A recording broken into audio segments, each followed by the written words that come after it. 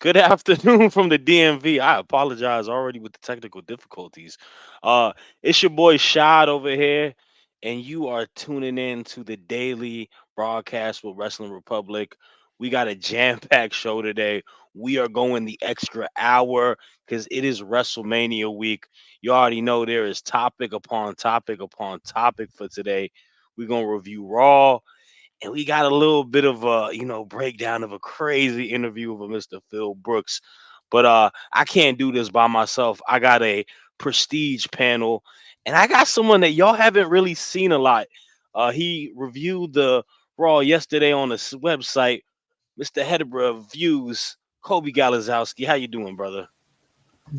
Hey, I'm doing pretty well. I'm doing pretty good. It is WrestleMania week. There ain't no party like a WrestleMania party because a WrestleMania party doesn't stop until after the event is over anyway. Regardless, I am here to talk Raw, to talk wrestling in general. We have CM Punk in an explosive interview. Of course, we'll get into it later. It's great to be back. It's been at least a few weeks. I actually don't remember the last time I've been here. Been on. Thank you, David Maj. It's a pleasure to be back. It's a pleasure to be talking wrestling with Shad, someone else I have not been on a show with since. I think I haven't been on the show since he actually joined the show either, which I may or may not be true. Maybe my gut tells me it might, but it might not in the grand scheme of things. Anyway, I'm here to enjoy. Sucks I can't be on the prediction shows that are the one that happened yesterday. And I think there's one tomorrow as well to finish the rest of the card because it is a 2-night show. And that is a beautiful thing to say, that WrestleMania is not 7 hours long in one night instead of. And they were able to split it up. So I'm glad I'm here to talk wrestling. I'm happy. CM Punk, Tony Khan, WWE Raw, The Rock, Roman Reigns. It's a star-studded show for discussions. For sure. Nah, you are not lying about that, man. We have a lot of comments already, and we got a lot of topics to go through. But we got one other person, like he mentioned. He's the new kid on the block, but y'all done seen him a lot. My boy putting in a lot of work, man. My guy, the one I be throwing touchdowns to, Mr. Jordy. How you doing, bro? Yo, yeah, man, I'm good. Yeah, I'm waiting for someone else to join, so then I'm not the new kid on the block anymore. But like you say, I'm here. I'm putting in the work, man. It's Mania week. You are going to be seeing quite a lot of me. So I hope that's okay. Whether or not you like it, it's going to happen. So it is what it is. And yeah, there's a lot to talk about, man. There is a lot to talk about. And Coby, don't worry, man, about missing the prediction show. We're going to talk through the show. Let us know now what you think is going to happen. So I'm definitely going to use it as an opportunity to do that. And yeah, man, I'm excited. I'm excited to talk about a certain interview as well. Listen, this isn't a political move. I'm not taking sides or anything this early on. It was just something that I grabbed after I got out of the bath. So yeah, here we are. Let's talk about it. I don't know if I believe you on that, sir, but it is a great segue, though. Yes, he does have them, who some people like to call self-proclaimed as well, best in the world. And we'll start off with this. My man David Meyer saying CM Punk had a great long interview on Ariel Helwani. This is what we're starting the show off with. Mr. Phil Brooks was on the MMA podcast yesterday with Ariel Helwani. One of the first interviews I think he's done since arriving back into WWE and not being part of AEW anymore. A lot of content in that. Spoke a lot about, the state of the WWE returning, his relationship with the WWE. Spoke about Vince McMahon, all the stuff that's going on with that case, his interaction with him. But most importantly, the thing that people wanted to talk about the most is he spoke about AEW, and he spoke about his relationship with Tony Khan, relationship with Adam Hangman Page, kind of the reasons for the fallout, how he views the company, his story with Jack Perry. It was a lot of bite to come out with, and there's been a lot of mixed reaction towards it. A lot of people feel that it was good that he got it off his chest. He got to explain his side of the story. Others are saying that, oh, are you allowed to say this? Are you allowed to talk about this much? Was he in the right? Was he in the wrong? I'm not entirely sure. It is a lot to go with, and I gotta ask you guys. I'll start with you, Kobe. Thoughts on the interview with Mr. CM Punk? You think he was in the right, wrong? Just initial. What do you think? I think we're looking at this from a weird perspective because we all kind of saw how he returned to wrestling, or in wrestling, maybe in WWE. He returned to WWE, and we were all like, "Oh, wait for this pipe bomb! Wait for this pipe bomb! He's gonna drop the bomb and drop so much thing." And the biggest thing he did was he never acknowledged his AEW run at all. He hasn't necessarily acknowledged it on WWE television at all. And I think that's the beauty of this is we really did not know what he could say and how in depth he could go and what stories he could tell. And his experiences, right, wrong, or indifferent to the matter, if they were all pro CM Punk or if it was Punk being completely true, I don't want to say it's telling or anything, but he, even in the interview, he made it certain and he made sure to sit there and say, essentially was saying, in the grand scheme of things, my experiences were not the best, but I'm not sitting here and wishing downfall upon AEW. And I'm wishing the guys well because he has friends and he listed off people he knew, like FTR, like Brody King, like Danhausen. He listed off people who I don't want to say he worked with, but he did work with some of them. And he built relationships with a lot of people. So he talked some positives as well, but from the grand scheme of things, he went in depth for a lot of situations. He talked about Jack Perry for what he was told, saying Shivani was a bunch of the producers were being cursed out by Jack Perry, and Shivani went to Punk and said, "Hey, can you help us with this?" And I mean, Punk's entire thing was the other thing he hit home was, "You're not going to like how I fix something," and I think that's a telling thing because when we're sitting here having to have essentially a wrestler fix things that management should have to do, that's to me where the issue is. If we are putting WWE's not putting locker room management on The Rock and Roman Reigns' shoulders, like, oh, something happened between these two, Cody Rhodes, go fix this. They're not doing that. It'll be a producer, it'll be Triple H, it'll be someone important. And I think that based on what Punk said, Tony Khan was not that guy who was able to talk and was able to consult people when issues arise. He talked about recovering between his triceps, how being a part of the WWE is making this one much easier. How while AEW paid for his medical bills, he was kind of lost. He had no one making appointments for him. He had no one setting up X, Y, and Z regarding his recovery. So he talked negativity through that because he's talking from experience. And I think a lot of people can talk about it. But overall, I think CM Punk went into a lot of detail that I don't think any of us thought he would have. And that's the thing. I barely touched the surface of what he talked about.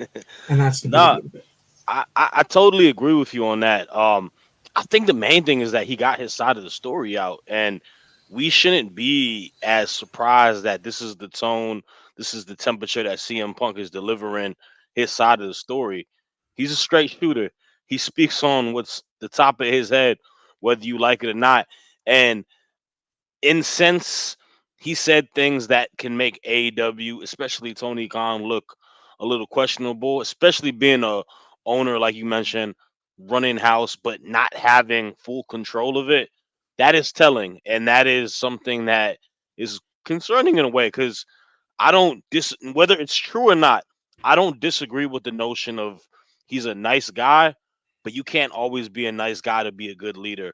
There has to be a bit of a separation of being a businessman and the boss and being someone that can be there for these superstars like a friend and whatnot. You can have that friendship, personality, and relationship, but you're also running shop and you kind of have to cover all things. And I think you hit it on the nail with it is difficult to be an active wrestler and also someone who is managing the ship as well. Like I when I helped run my battle league, I was not battling during that time frame because I want to be able to do that. It's one of those things. But yeah, we got some comments. Numero one Superfly saying hello. It was an interesting interview to hear from CM Punk. Not picking sides, just Absolutely. interesting to hear his thoughts. Totally agree with you on that. David Ma saying CM Punk said he did surgery right after the incident. I believe he mentioned that they didn't pay for it, right? If I think he said they did pay for it, like his did they? surgery, Oh, okay. but they like he had nobody to talk to. He had nobody checking in on him, basically Yeah. saying like He said he was left. he was left in the dark during recovery. Yeah, and he was left without a ride to get to the in the UK too. He said as well. Yeah, Um, rode the tube. yeah, and then give one more comment. He signed an NDA on the media scrum, including the thing with Jack Perry. He talked I don't Jack know what was. Perry. I He don't know what talked Jack Perry. he did talk a lot about Jack Perry. He He actually did. probably spent a good minute on Jack Perry and everything going into that as well. But he didn't talk the specifics of the brawl, so that may be part of the He, NDA. But like I said, we don't know what was signed on that. So, but Jordy, what are your thoughts? How do you feel after listening to this? Do you feel like there's more closure? Do you think this may just lead to more drama? Maybe. I think it could lead to more drama. I don't know if that was the sole purpose. I don't think that was why he went on there to specifically cause drama. But I can totally understand why it would. He even said himself, like he literally said himself, that he's a sports fan. He understands the tribalism. He understands that for some people, AEW brought back a complete love and passion for pro wrestling that they thought they'd lost, so they stand by it. And he's maybe said some things there and in the past that have probably tarnished that brand. And if you hold that brand close, then you're not gonna like it. So like that that exists and that will always happen. But like I say, I don't think that was the sole purpose of why he went on there. It did seem genuinely like he got things off his chest and a little bit of kind of verbal diarrhea to it where he just carried on and he just sort of started talking. Um, he did the whole kind of the classic thing. In a few instances where he was like, "Look, like I don't want to talk about this," but then went on and spoke quite in detail about it. And then, but he also did that in other senses where, like, and this is sort of classic Punk where he would kind of say, "Look, like I don't want to blow my own trumpet," but and then went on for kind of 5 minutes about how great something he had done was, which is quite it's great. It's kind of why we love Punk. But this is one thing I will say is.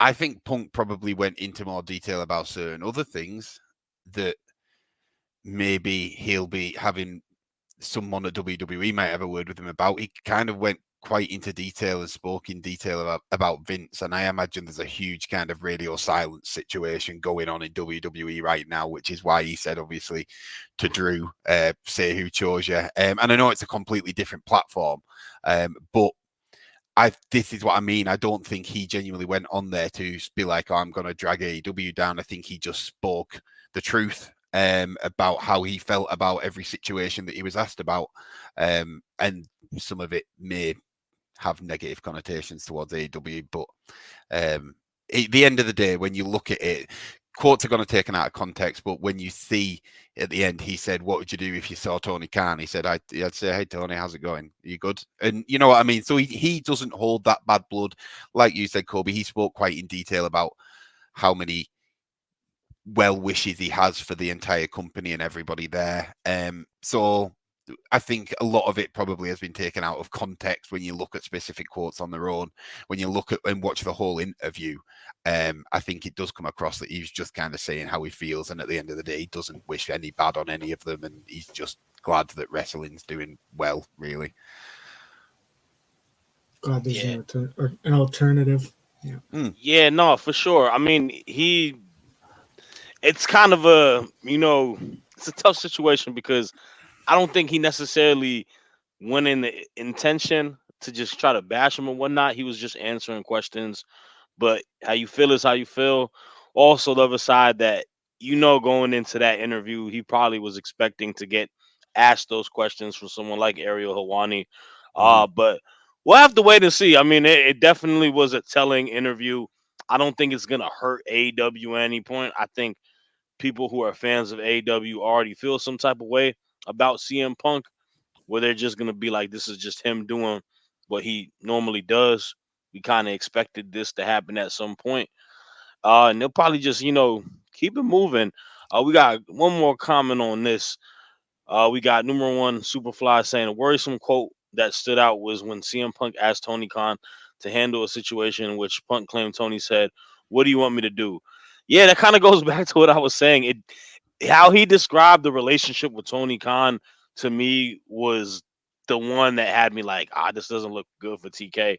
And if this is an opportunity for TK to kind of, right a wrong or whatever it may be, we'll have to see. But yeah, great interview. If y'all haven't watched it, go ahead and watch it. But we had some other stuff to talk about. Last night was the last Monday Night Raw before we go to WrestleMania, the go home show. And we had some matches. We have this magnificent ladder match that is happening on Mania. And we had a, good old, what is it, like the Judgment Day versus DIY and the New Day, one of those multi-person tag matches. I gotta say, man, this was not a match I enjoyed a lot. I think the most key thing that happened in this was that scary spot for Johnny Gargano. Glad he's okay, but nothing too crazy. I am excited for the ladder match. I will say the one thing that was good last night is that I believe they specified that you have to come with both titles. Now, does this mean if one person gets one title and the other gets the other title, that they're the champions and we could split the tag titles? I'm hoping so. Cobb, I gotta ask, man, how do you feel about the match and then just the direction of this tag team going into Mania? So this is the thing. This entire match, of course, 8-man tag, Judgment Day versus DIY and the New Day. It should be a banger. It should be entertaining. It could be a marquee match. This reeked of New Japan undercard. And New Japan, if for those who don't know what that kind of an analogy is New Japan is synonymous. Like we had the New Japan Cup, where the last two, three, four, maybe four matches would be dedicated to the next tournament or the ongoing tournament. And the undercard is incredibly just, this is an 8-man tag. Here's a 10-man tag with it. Here, that's what this was. It was borderline squash because it was less than 5 minutes.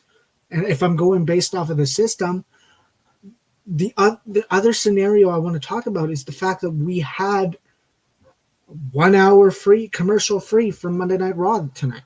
Or last night. And this is the match that they decide to go with. A chaotic, poor psychology, kind of 5-minute mess. We all know this spot that's overused in tag matches where person A kicks out or hits him with a super kick, and then he gets taken out, and then they take out. It felt like an infinite loop of that same spot in this match. Yeah, I think I saw a total of 3 tags in the entire match. like that's the thing. I don't want to be positive because I feel like the crowd was hot because it was like they were booing Dom and they were, Hmm. but like that's the thing. It was a That's a completely weekly thing, though. skippable He gets booed match. every week. He gets booed every week, and I give credit it's due. He's hot. Yeah. He has heat. Oh yeah, for sure. And I'm sitting here saying this was a skippable match because it did nothing. I mean, Damien won a match. Now we're sitting here saying, okay, now what's next? They're good. Like, I mean, regarding the stipulation, I don't know what the move is, whether or not they're gonna view it like it's two ladder matches. Like, oh, the one someone won, and then now they go to the back because they won the belts, and they can everyone else continues. I think that'd be a way to do it Right. if I'm looking for a way to bill it. But I think the fact that they're kind of saying like, okay, when one team grabs some belts, the match continues because other belts are being Up there, raised. right. Yeah. It very much seems like they're going to find some way to split the belts, and I don't know what if that's doing a double match where it's one after the Hmm. this match is for this match for this title, or this tag team grabbed these belts and they get to leave now. Like Yeah. I don't know what direction they're going with. I think there's a lot Yeah. of intrigue. I think we were all in a weird position because about 2 months ago, we all kind of said, "Oh, we're probably going to get Judgment Day versus Awesome Truth for WrestleMania," and Awesome Truth getting the big crowning moment, which I think that was a big possibility. And I think it's interesting because I don't know if it happens in this now because Mm. it's just a ladder match, and like I don't need to see Miz and Truth win a ladder match. Like they're not going to be involved in the big spots. Like we got young talent in New Catch Republic and DIY. They're going to do the crazy spots. Finn Balor will do some dive. Priest will do something because he was really good in the Money in the Bank last year. You got But that's the Jerry thing. Truth Waller. isn't Truth 50? He's something like Truth is aging. Miz has been in this business for What you never years. you He's never think that looks he's that great, old because he but looks great. oh, Yeah. you never do. Truth does not look his age, but that is his Nah. age. He's someone that I don't think needs to take big bumps in this match. And that's why it's like I don't know how big of a role they play, despite probably being the hottest tag team in the match. Like Nah. That. we're in a weird scenario here. I'm excited for the match. I think it's entertaining. We get some form of stipulations on the show Mm, instead of just 20 tag or I guess 15 singles matches. Like I think there's good variety or decent enough variety, I guess. But for sure. the And match last night was not good. It, yeah. No. end all be all, it was not good, but I'm excited. I totally agree with you on that, and I would like them to have more direction with the tag team match. They kind of just subtly said it in the commentary. So I don't know. We'll have to wait and see. And I agree with you. I mean I love R Truth. I think he's hilarious. He's a national treasure. I don't really need them to be tag team champions. They're not adding any value to the tag team titles. But I will tell y'all this. You know what does add value? Going ahead and finding one place where you can find every single link that is tied to the Wrestling Republic. Yes. And you're asking, does that even exist? Well, yes, it does. Because we have our website, nextconnect.me/wrestling republic, where you can find all of our content across all the platforms. It's linked into one place. You have our YouTube page where we go daily, nonstop.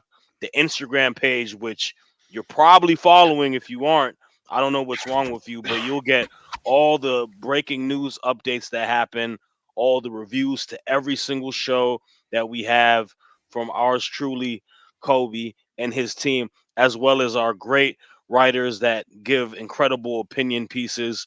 You have the Twitter where we have live tweeting from every single show from Monday night to Tuesday night to Wednesday night to Thursday to Friday to Saturday. We are tweeting about everything as well as the news. And we're even on Twitch because I know y'all like Twitch a lot. So you'll find everything there. You'll find the website. It's a great place. The people at Next Level are very good. They just had an incredible contest that got a lucky gentleman tickets to WrestleMania this upcoming weekend. He gets to go there, enjoy the show, gets to get a nice little hotel, little limo service to the event, gets to go to Raw. I'm sure he's gonna have a blast, but that's not the last time they're gonna do contests. We got some other contests coming out in the woodwork, so be on the lookout. Follow them on Instagram, and yeah, man, look us up on there. Um, we got some comments as well, man. Y'all, it is really WrestleMania week. Is y'all really loving the comments? We got Bringing numero the one heat. saying if R Truth wins the ladder match with Miz, he can talk about how he conquered his fear of ladders, spiders, and how he did it for DX and John Cena, his idol, even though he's older than him. I'll say this: the nuance of it is the fact that he hasn't had a Mania moment, so it would be his moment, but I don't know, man. They're a I, comedy gimmick, and what it's does hard. that do for Yeah, your tag team division? Yeah, it's hard to say they deserve it in a 6-pack ladder match with the talent within the match. I think they'll drop Like, them 2 weeks after if they won. I don't think. oh, They keep it would be them. an incredibly short reign Yeah, too. I it do would. Yeah, it do. If understand that. I backlash agree. max, backlash max. But But against yeah. who? Judgment Day? Like yeah, I don't what? know. I What don't know. heel Yeah, group needs to beat Awesome Truth?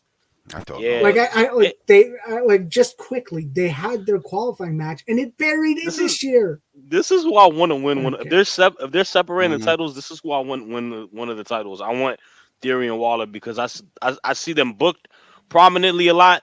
They're young, they got a lot of potential. They're charismatic. They're a good heel team. I would like to see them as a tag team champ.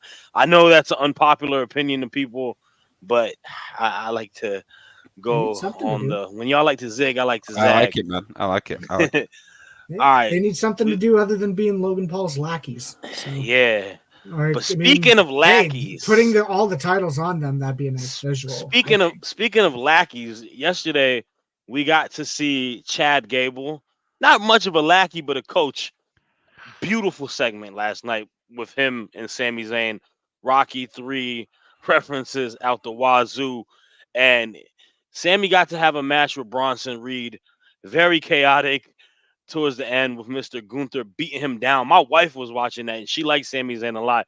And she's like, why is he doing that to Sammy? I was like, babe, he's a heel. You got to understand that. But it was crazy. We're building to this Intercontinental match. Part of me is thinking that Sammy might come out victorious. I don't know. They're splitting hairs, and that's what I like because I don't like knowing the obvious.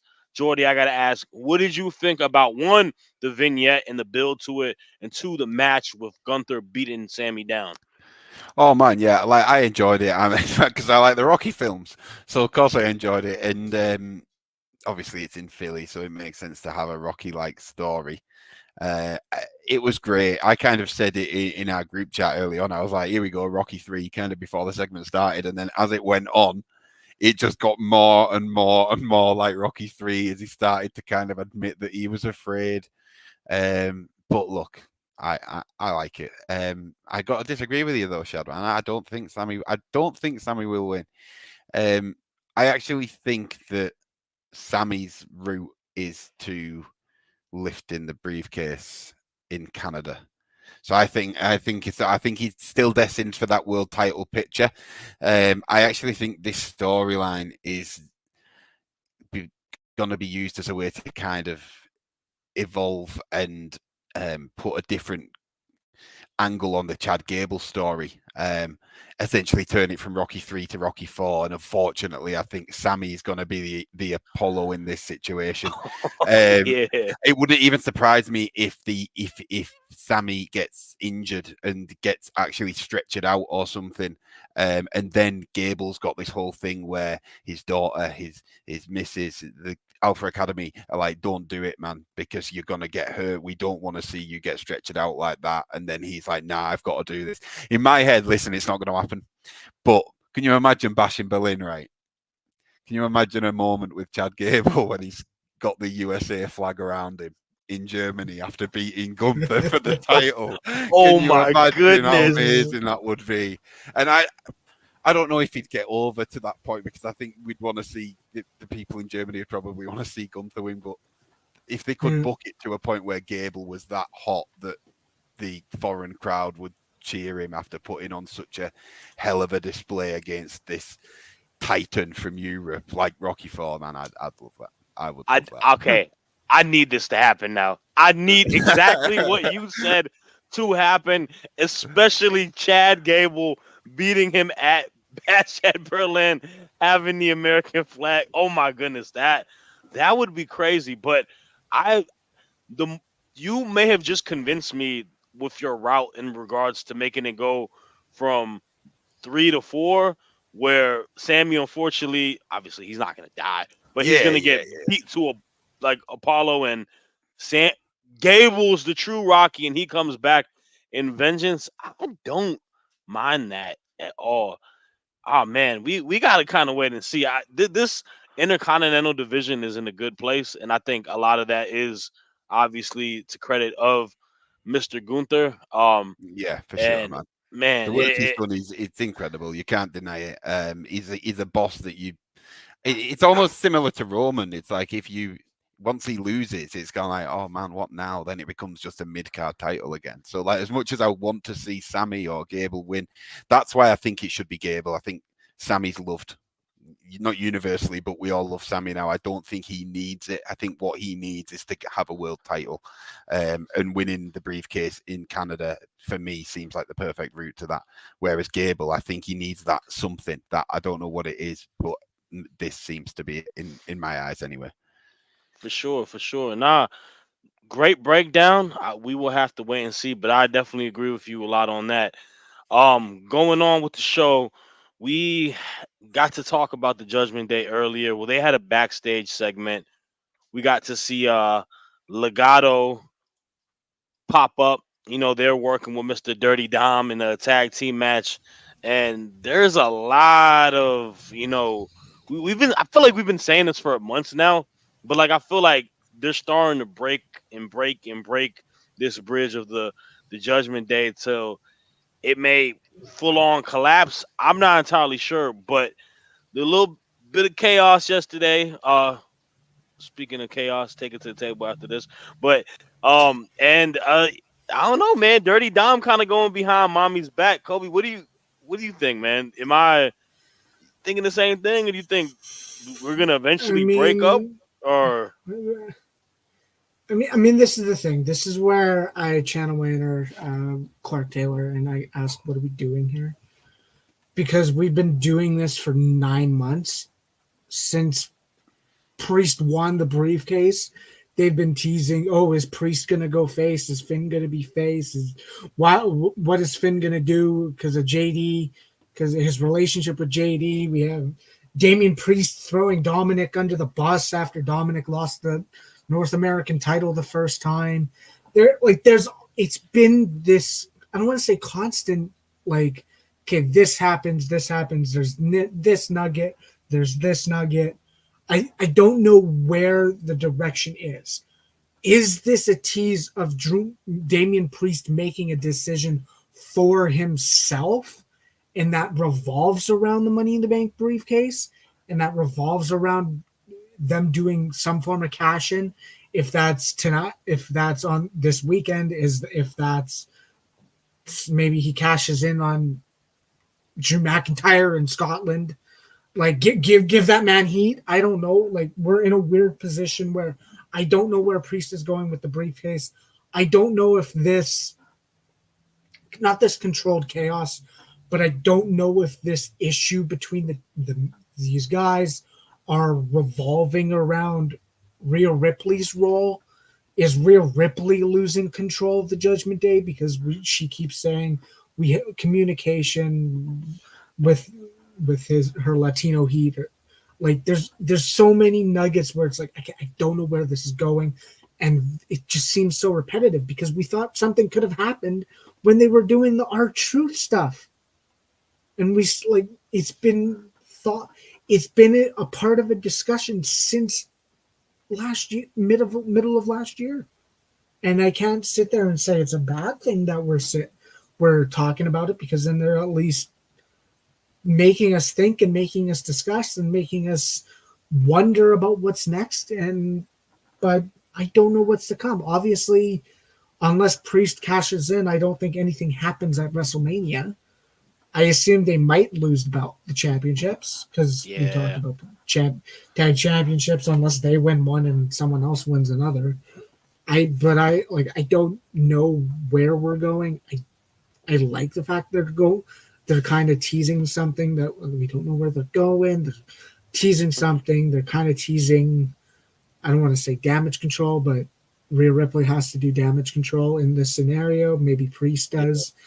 Like I find it funny, Damian Priest had to lay down the law. Like what we were talking about, and then Dom's like, just go talk to Rhea, go talk to or mommy, go talk to Priest about not being mad, too mad or something like that. I mean, it's funny, it's quirky, it's like the one thing is we know Dominic and Rhea is not going to last forever.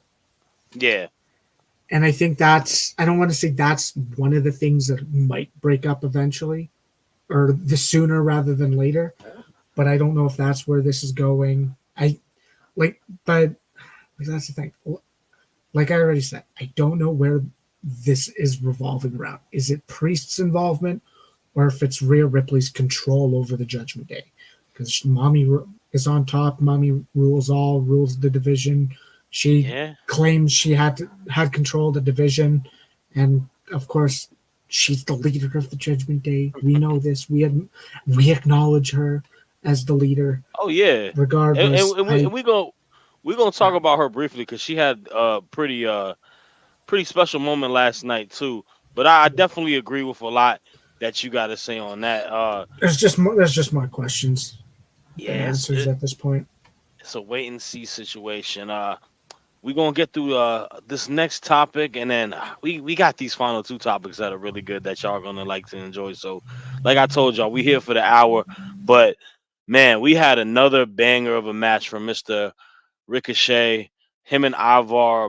Ricochet, man, he's been cooking, and I am here for it. Jordy, thoughts on Ricochet? Uh, we know he's a spectacular superstar in ring. What do you think is the immediate future for him? I don't know. I actually I don't. He's gaining momentum, undoubtedly gaining momentum. Is he in the battle royale? Is he? I think he is. I think he is in Yes, the. he is in the Andre. I think Could be. he might be a favorite They to win it. mentioned Oh both. no, They Yeah, mentioned both both of being them. part of it. Yeah, Yeah, so he could well win it. Man, I'm pretty sure. I mean, it was late for me, guys. I'm from the UK, but so I didn't know if I imagined it. Did he catch Ivar last night? I'm sure he caught him. he In mid. I caught him. mean, that's not Yep. something that we often see from Ricochet. We're used to seeing him jump Just around the ring catching a like Spider-Man. 350 But pound man yeah, like it's catching nothing. someone like that. So like, it's great to see that side of him, man. With this new speed thing, I know that's got a championship. He might be the perfect man for that platform, to capture attention over a short period. Because like you don't have to be a WWE fan to appreciate somebody doing some of the kind of spots that he does. So that he might be headed for that. After maybe winning the battle royale, he might go on and do one on the other. It's kind of a shame that he's not, as it stands, on that Mania card. I'd love to see Braun come back, man, and I loved watching them two together. I thought that was really good. I thought the dynamic they had, not just physically in terms of the size difference and the skill set, like personality wise, I think they really started to kind of lean into it. Where like Ricochet was like not trusting Braun to throw him around because one time it missed, and I thought they had quite a good chemistry together, man. So I'd like to see that happen somewhere down the line, but man, yeah, what they put on was just, again, Ricochet showcasing what he does. He did it with JD a week before. I thought they might have been heading for something with the Judgment Day, really, because at this time Dom hadn't been on the card, so I felt like it might have been Ricochet and question mark against Dom and JD, but that would have been a squash for a WrestleMania match. Let's be honest, Braun. if that had been Braun, he would have just come out, laid out JD and Dom, and it would have been done. So it wouldn't. That's not a Mania maybe standard match, but there is probably another slot to go. I think we're on 13 matches right now confirmed, so we might see another. We might maybe see him on Mania, but yeah, definitely a favorite for the Andre Battle Royale, and definitely a favorite sure. to be the first WWE Speed Champion. I would say, looking at the momentum. For sure, for sure. Nah, I see a bright future for him. He's a phenomenal in-ring worker. I think they could do a lot with him. But yeah, we got a couple comments. The what we got? He said, I love how you spell Ricochet, David Mars. He's one of the guys who's really flying in WWE Ricochet. I love how he spelled his name. That's so funny to me. That did catch me off guard. Ricochet. All right, man. We got to talk about my favorite wrestler, man. Welcome to the big time, Becky Lynch. Her and Rhea Ripley were also on the Ariel Hawani show, if y'all didn't know. Becky coming in, calling in, and then coming in and ready to scrap, coming out there, cutting a promo, and ready to fight. She's just on go mode right now. She also in the interview did something that I really like, that she says, I know what to attack now with that arm. And then Rhea coming out, with Adam Pearce and all his security guys in line. Rhea don't care. She's knocking through all of them and just utter chaos, them beating on each other. I'm really liking the anger and animosity of this feud going on now. I think Becky has done a good job on the interview circuit talking about this match, giving us like blurred lines of if she really doesn't like Rhea, speaking about how she presents herself and saying that's pushing women back. Like there's a lot of blurred lines with that. And, the whole Ariel Hawani interview, obviously it's kayfabe, but it gets you hype. It's chaotic. It's fun. I'm excited for it. I got to ask you, Kobe, what do you think? Do you think that we're building to this match in the right direction? Did you like the interaction yesterday? See, that's the thing. I feel like if I'm sitting here and I'm analyzing the scenario, I'm watching it and I'm seeing the heat. I'm seeing the fact that the crowd are freaking out last week and this week when Becky Lynch and Rhea are first meeting physically. They've had their faces to faces. They had that one match on NXT in 2019. Like they really never touched upon that either. I guess they kind of said like, oh, the first times they've wrestled since then. But I feel like this is a similar effect of when we had the never-ending Edge and Judgment Day feud, and then there was the Rhea Ripley and Beth Phoenix face-offs that were so just the crowd were electric for each of them, and it was so good. It resembles that, and I don't want to say they're relying on that because I feel like they've created tension, so they've created tension based off of Rhea Ripley kind of mentioning Becky's child. And I like that. I think that's good. That adds realism to this. Becky's like, why do you have to bring this up now? You're making this personal. They're creating tension based off of personal stuff. But if I'm looking about 2 months ago at what the story was about Becky Lynch wanting to prove that Rhea Ripley isn't better than her, and Becky Lynch standing there, or Rhea Ripley saying, I want you to be the one that faces me at WrestleMania. Rhea wanted her to win the Royal Rumble to get to WrestleMania. There was a lot of like, I want you to do this. We want to go to Mania to make this magic as two of the top stars because they stayed separate for months, for years, for whatever. And now's the moment. I feel like the story's changed because the story was that, and now it's okay. Now they're making this personal. They're creating tension based off of the daughter mention. I'm not saying right, wrong, or indifferent. I'm saying there's a bit of a continuity issue. So the overlying story is not the greatest. It's much better. Like it's a far better build than Charlotte and Rhea last year. And I feel like there's actually something in this. They kind of, I don't want to say they botched Becky Lynch getting the wins over Liv, and they never really treated Nia as her final obstacle to WrestleMania. It was more Becky Lynch is just going to beat her to get to WrestleMania. Mm. I don't know. There's a lot of things they could have done differently. Could have did differently. The storyline it isn't the best. It isn't the greatest, but there is undoubtedly tension. There's undoubtedly heat. There's people wanting them to get physical. We saw that last night. We saw that this week. I'm interested. I'm invested. I'm ready for this match because I think it's going to be the best women's match of WrestleMania. Hmm. They are two top talent. I'm excited. I'm ready for these two. And last night was great. The Yeah. pull apart brawl was great. I found it funny. We were talking about Judgment Day. Dominic becomes the one person that can take Rhea Ripley away and say, okay. he, he got his little charm to it, He's got the man. touch. They got the Man, magic touch. the thing is also to your point. I don't I don't disagree with you.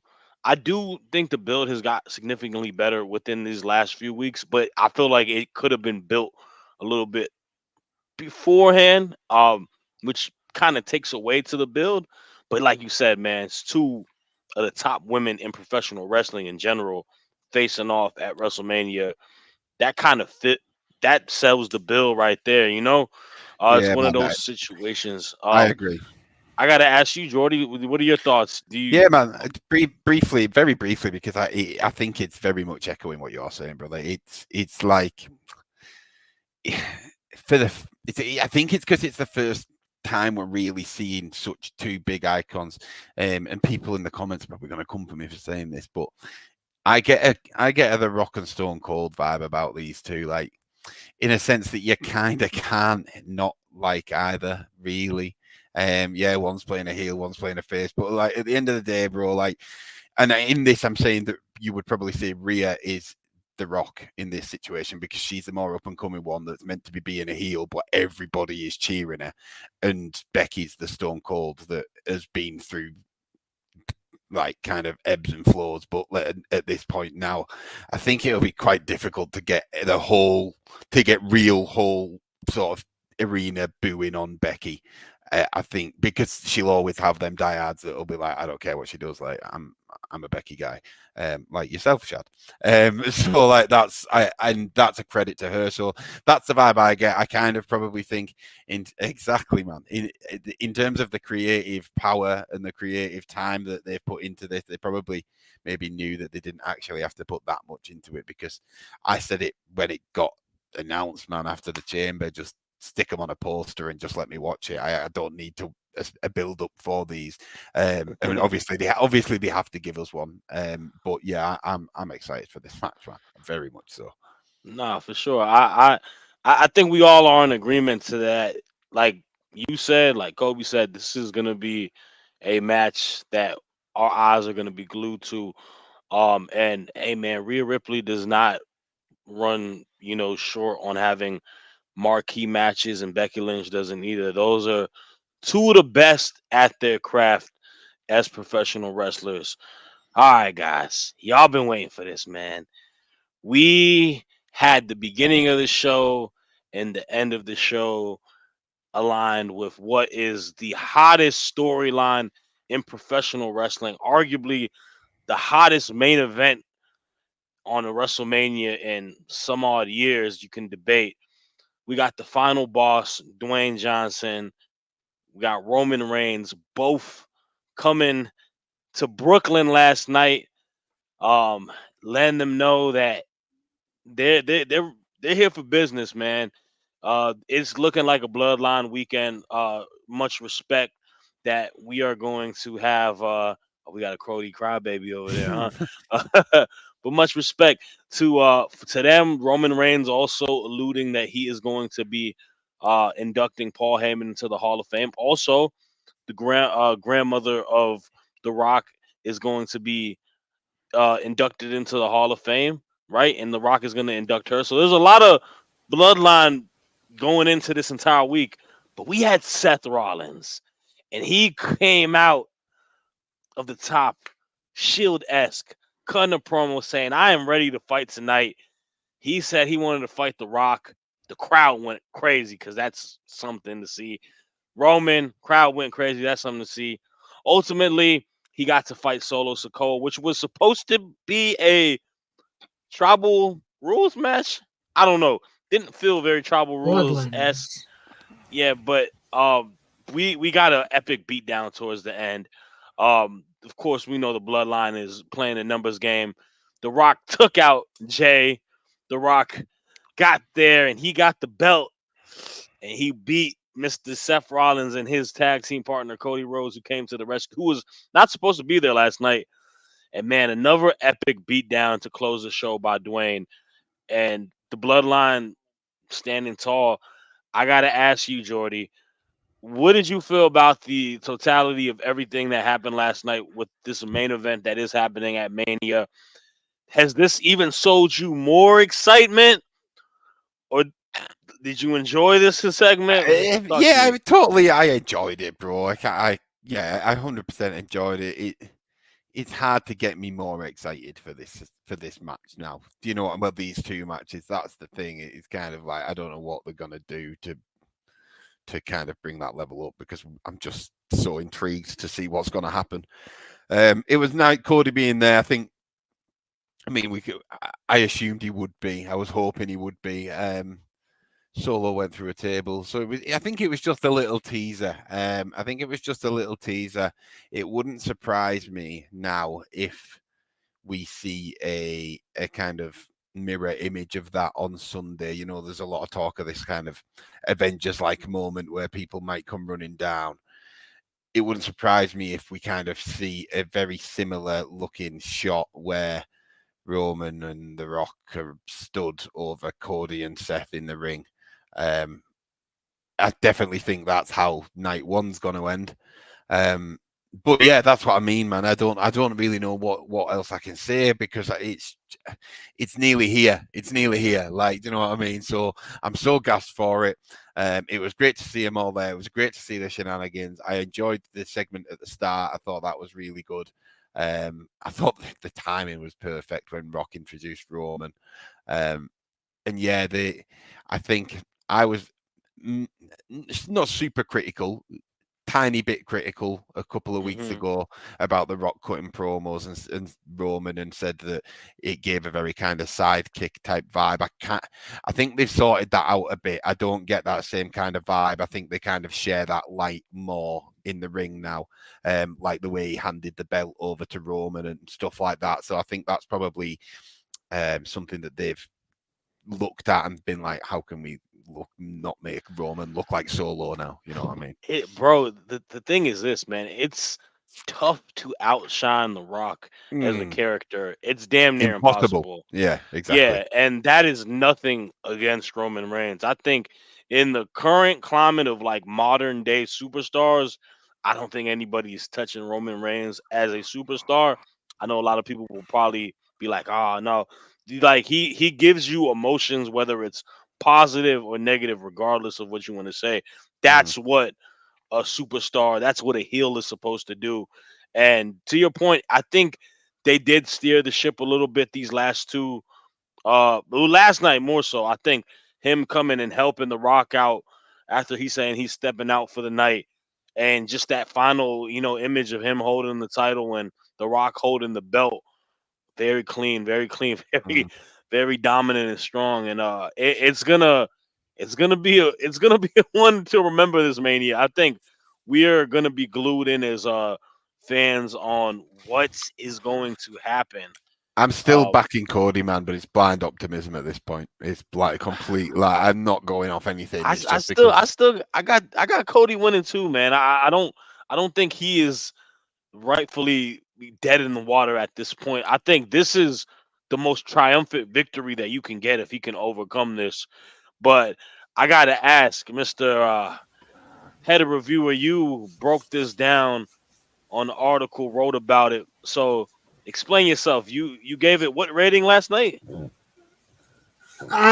See, that's the thing. That's where this. It's hard to sit here and go, am I rating the angle? Am I rating the match? that's where this is. It's like if I'm going off of Seth versus Solo Sikoa in a Bloodline rules match, which they're touting their favorite words of anything goes. So why is this match? Why did this match not finish?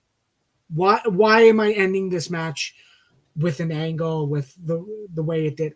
Like if we're trying to provide importance to what Bloodline rules can be come WrestleMania Night 2, I think this match did an odd job of building importance. Because yes, anyone can show up. It's anything goes. We had tables.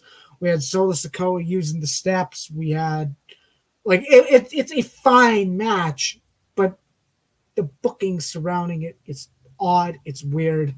To me, this if this is a way to foreshadow what's to come at WrestleMania, what's going to happen? Are we going to get this similar scene of Roman Reigns and The Rock standing tall, and then some return happens? Is that what's going to happen? I don't know what's going to happen at WrestleMania. I assume we are getting Bloodline rules. I assume Roman and The Rock are winning night one. Mm-hmm. I can't sit here and say they probably wouldn't. Otherwise, night two is going to be pretty odd to work with unless they just throw everything away and say, "Oh well, but The Rock is an executive. He's a part of the board. He it doesn't matter what the rule. I'm The Rock." I don't know. I think the stipulation's odd. I think, and once again, my favorite thing of today's show is I keep getting the Judgment Day. So we have Seth Rollins being completely beat up by the Bloodline, and Damian Priest is hanging out with Legado del Fantasma and in the clubhouse. I'm sitting here saying, obviously I wouldn't want to cash in, but there's so many okay, this has happened. Where is he? This has happened. Where's Priest? Why are they doing this? Why are they separating things? Why am I not seeing The Rock and Damian Priest have a chat as The Rock saying, I already told Cody Rhodes he's not walking out. You might be the reason why he's not. Put that nugget in our minds that Damian Priest might ruin Cody's story. Do so, that adds another layer if possible. But that's the thing. Other than that, I feel like this wasn't as good as last week's because the last week's was just The Rock brutally beating up Cody Rhodes outside the Beating arena. him down. Yeah. In the cold, you see his breath, you see the rain. It's a truly special image to see. And I while I did like the fact that we got this type of image, I feel like it's just I don't know where we're going from here. I agree Cody Rhodes wasn't going to miss Raw. Of course he was going to show up. I like the fact that they were like, oh yeah, no, he's not medically cleared. It's like, you're not going to have Cody Rhodes not beyond the last show. Of course you can say that. Right. It's weird. I guess the kid who hears that might get their heart broken, and then all of a sudden, Cody Rhodes, you saw the little. Shocking. You played a video of the little kids crying yesterday too. I forgot about that. I mean, that's the thing. The Rock's been on fire because he's been able to do that. He's done them in his Instagram videos. He's done them in his promos where he's like, "Look at these Cody crybabies." Even David LaGreca was in a video, or not Dave LaGreca from Busted Open. Overall, I'm fine with the ending. If I'm talking about the stipulation, it at the end of the day, it buries the stipulation, but it doesn't matter because it's still going into WrestleMania, and it is more than likely going to be Bloodline rules for night two. But I think it was a fine match for what it needed to be, but the angle is always going to be what people are going to talk about regarding this Raw. For sure. I definitely agree. I would have been better off not labeling that match as a Bloodline rules because let's get the Bloodline rules in full effect on Mania if we have it. But I feel like they kind of alluded that we are going to have it. But we'll have to wait and see. And I must say, man, thank you guys for tuning in. David Maj, you are laughing to the bank, bro. You've been commenting and helping us out a lot today. We appreciate you Everybody on Twitter that's watching, on Instagram, we appreciate y'all. We are back all week. I believe we have like a little graphic letting y'all know our schedule this weekend, but we're here on the daily all week. That's 8 o'clock UK, 3 p.m. Eastern, 12 Pacific. Man, we are excited to watch these matches with y'all. Don't forget to go to the next level if you want to know where we're at all times. My guys, appreciate y'all. Thank you. And we'll see y'all tomorrow. Oh, and especially tonight, off the air. Peace. Peace. Mm.